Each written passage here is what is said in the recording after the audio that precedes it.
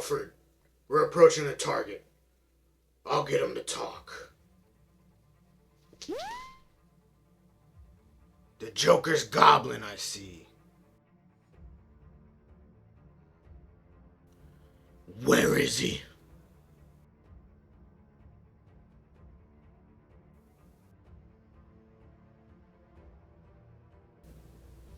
Oh, not gonna talk, huh? Deadpool, give me your sword. No, not this one.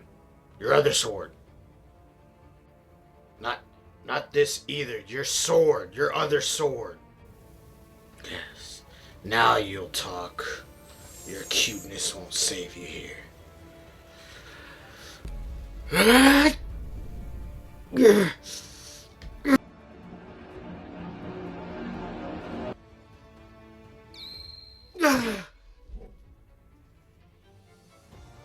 Alfred!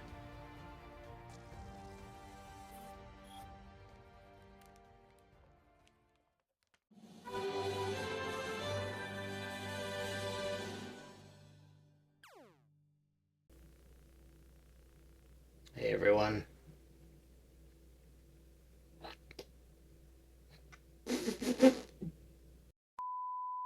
Yo, what's up everyone? Welcome to the next video from Akami Archives. My face is a little bit messed up, had an allergic reaction. I kind of look like Deadpool right now. It is what it is, but it is fitting that I look this way because today we're going to be going over Deadpool Batman. Alright! Fuck it! Let's give the people what they came for! Get your spectral sock out, nerds. Written by Marvel writers. And then we got Batman Deadpool, written by DC writers, which this is such a cool cover. It's like an homage to Wolverine. He's actually got the Wolverine skeleton attached to him with the reflection of Batman, homaging the Wolverine with the Hulk reflection in his claws. I got some notes to help me today because these comics actually have multiple short stories in them. So it's a little hard to remember, and I want to let you guys know the artists and writers and all that kind of stuff. So don't mind me glancing at my notes every now and then. But for the first one, we're going to be going with Deadpool Batman, which don't be fooled by this cover. Magic and Catwoman are not in this story, but it is a really good cover. But the first story with Deadpool Batman is actually written by Zeb Wells and illustrated by Greg Capullo. Really good Batman artist. And in it, Deadpool comes to Gotham. Spoiler alert, by the way, on this video. Spoiler alert. Deadpool makes fun of the bat signal. He breaks into the Batcave. And he makes fun of the idea of a man dressed as a bat running around the city. But when he breaks into the Batcave and finds Batman there, he actually admits that he's terrifying. And he also admits that Batman is better than him at karate. So for all you geeks and nerds out there who like to pit other characters against other characters in fights to see who would win, Deadpool himself admits that Batman is better at hand-to-hand combat than he is. So take that for what it's worth. Nerd! There's some funny Deadpool jokes in this, of course. I'm kind of 50-50 with Deadpool. Sometimes, you know, the jokes get a little bit much when you have like machine gun fire jokes, like just joke after joke after joke. But they do a good amount in this story. And Deadpool is a cool character. His look is cool. You know, his fights are cool. All that. How he interacts with other characters is pretty cool. But in this one, you find out that he is working for the Joker, and he double crosses Batman and ties him up. But he does then realize that he doesn't want to hurt Batman because he has too much love and respect for him. So he lets Batman go, but then Batman admits that he was never in fear of his life to begin with. So, Batman is like cool and collected, brooding. So that was pretty funny. Um, really liked this one. Story was good. True to the characters, funny jokes. And I give it extra points for Joker making an appearance. Seeing the dynamic with Joker and Deadpool together was pretty cool, pretty funny. At one point, Joker uses his Joker toxin gas, which like turns you into like a clown, basically a mindless clown. And Deadpool gets hit by it and is like unaffected by it, which is pretty funny. Kind of goes with like his insanity and like being crazy and all that. So yeah, that was for that one. The next story was Captain America and Wonder Woman. This one was done by Chip Zdarsky, and then Terry Dodson did the art. This one was actually a really heartwarming story. It shows Captain America and Wonder Woman working together, fighting in different wars together. And actually, I don't know if this has ever been said in a different comic before, but they talk about the Infiniverse, which is new to me. But it's supposedly like a multiverse where DC and Marvel characters are together. So I thought that was pretty cool. Art was great, by the way. Love the art. Heartwarming story. The next story we got is Jeff the Land Shark and Crypto, the super dog. This one was more of like a kid's story. It was done by Kelly Thompson, art by Guri Huru. I think I'm pronouncing that correctly. It's more of a kid's story. It's more of a cute, short story about basically two animals playing catch with each other across the world because they're kind of like super pets in a way. I enjoyed it for what it's worth. I don't really think that story was for me per se, but younger readers probably love that story. Um, and that's really all I have to say about that one. Next up is Daredevil and Green Arrow. This one was pretty cool. I like how they played on the fact that both of these heroes have ninja villains. So Daredevil has the Hand, which is clan of ninjas he fights against, and then Green Arrow has the League of Assassins, or League of Shadows, whatever you want to call it. I think they've used both names, which are a group of ninjas as well. So they're both fighting each other's ninjas, which is pretty cool. And then they meet up and fight together.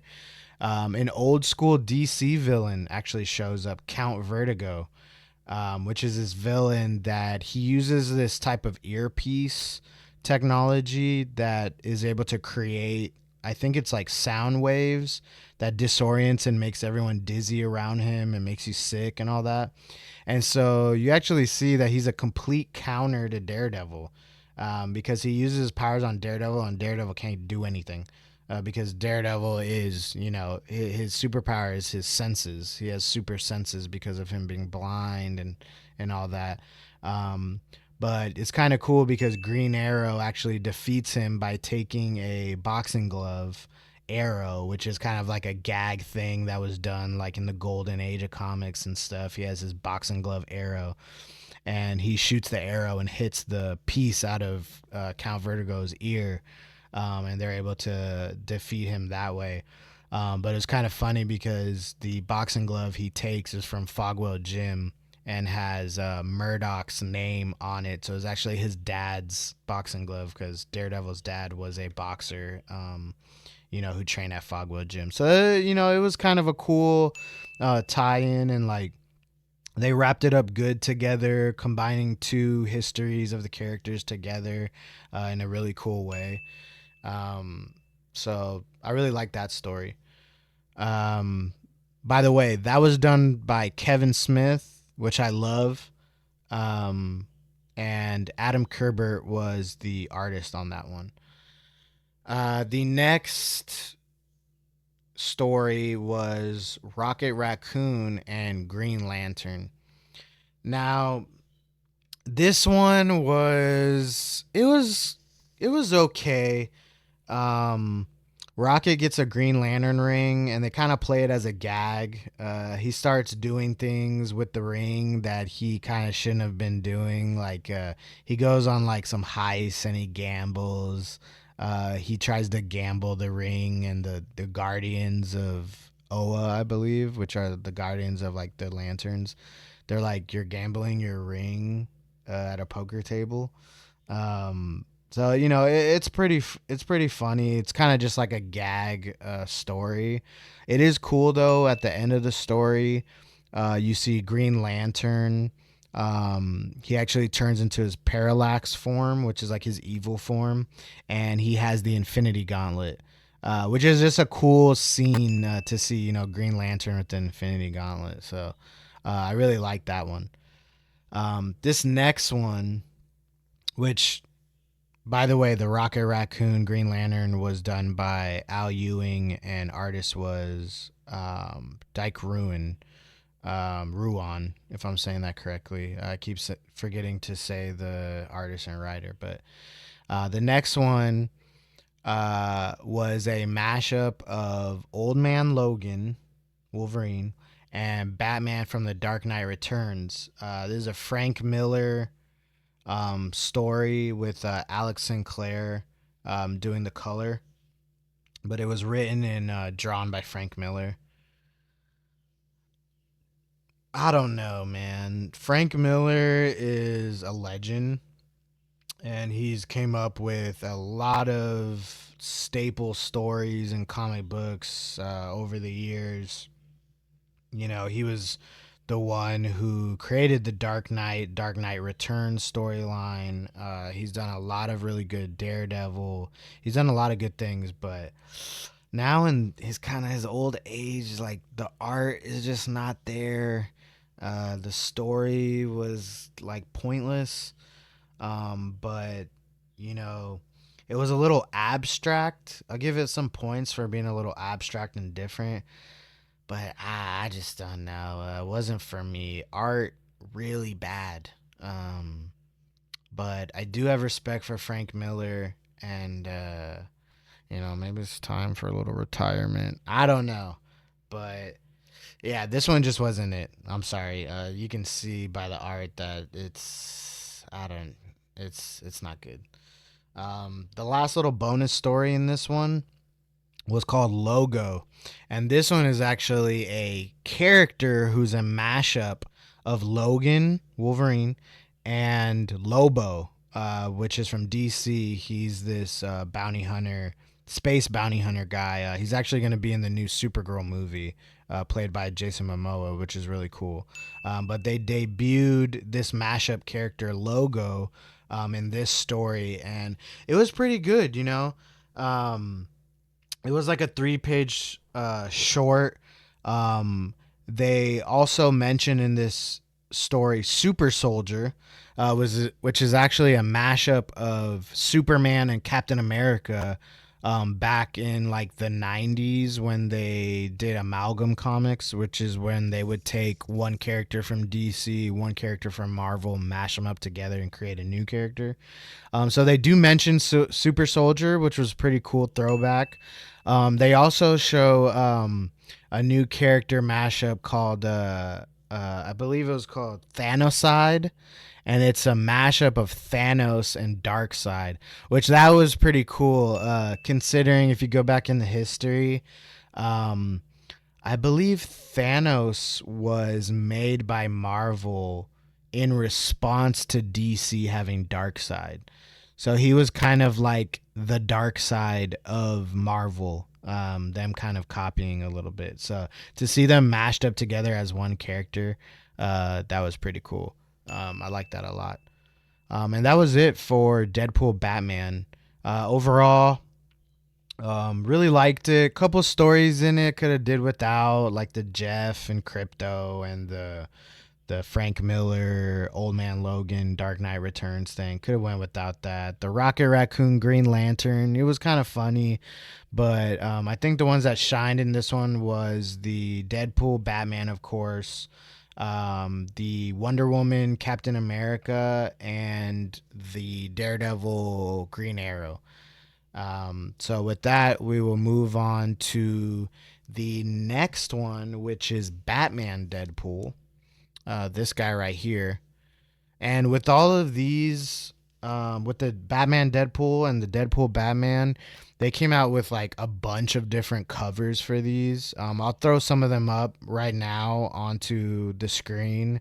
I got a couple of these, but I don't want to go through and show you all of them. I'll just show you pictures. But really nice covers, even with like characters that weren't in the story.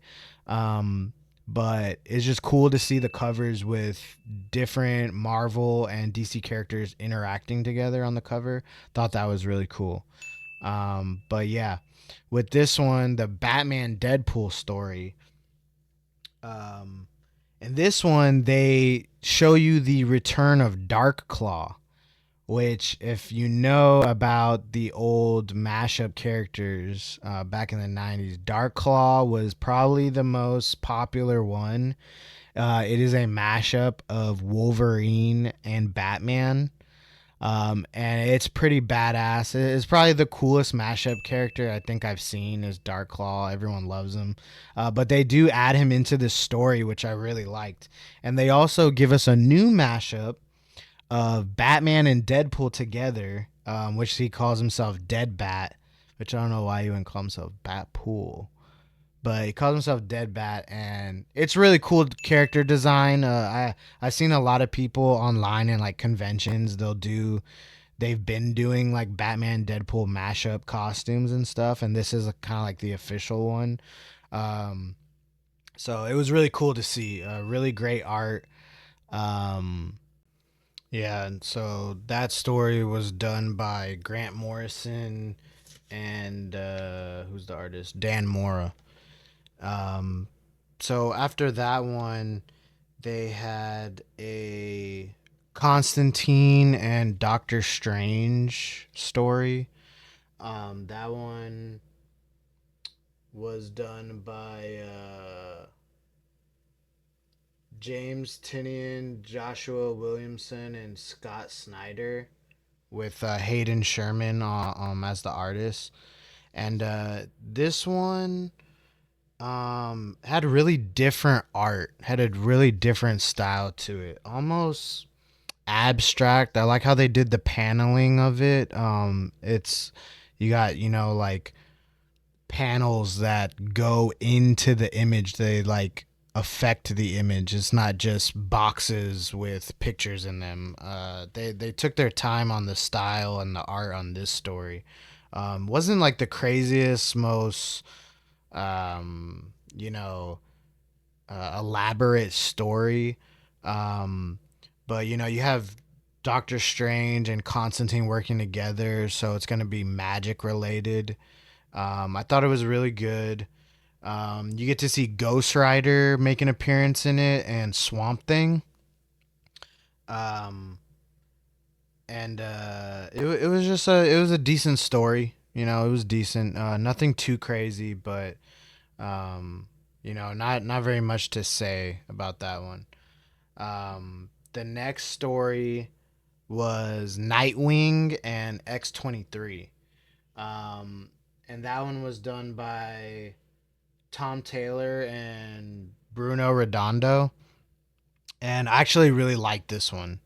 You got Nightwing, who is the adopted son of Batman, and you have X-23, who is a clone of Logan, Wolverine. So she kind of ends up being like his daughter. Um, and they go on an adventure together to solve a mystery, which puts like that Batman, Nightwing, detective, that kind of thing into it. And they have conversations with each other about respecting their fathers and living up to their fathers' legacies. And It was really good. It was a nice kind of heartwarming story. Not like a whole ton of action. There's a lot more talking in it, but I didn't mind it. I thought it was a good pairing of the two. X-23 also comments on how like Nightwing doesn't have any powers. So what can he do? And he says that he does what he can. So that was a pretty good story. Like both characters. So um, now this next story is Harley Quinn and the Hulk. Okay. This was done by Mariko Tamaki and Amanda Connor as the artist.